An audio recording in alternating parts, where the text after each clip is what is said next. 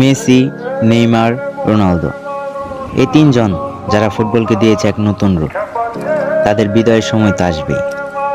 আর কয়েক মাস পর 2026 সালের পর তাদের আর মাঠে দেখতে পাবো না। তখন কি হবে? কেউ হয়তো চোখ মুছবে, হৃদয়ে এক খালি জায়গা বোধ করবে। আবার কিছু মানুষ থাকবে যারা বিদায়ের দিনও তাদের ট্রল করবে। হায়, তবে এক প্রশ্ন তো রয়েই যায়, তারা চলে গেলে পরের নায়ক কে হবে? কাকে নিয়ে ট্রল করা যাবে?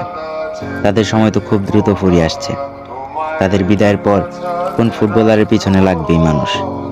সবাই হয়তো কল্পনাও করতে পারছে না মেসি, রোনালদো, নেইমারের মতো ম্যাজিশিয়ান আর কখনো এই ফুটবল জগৎ আসবে না।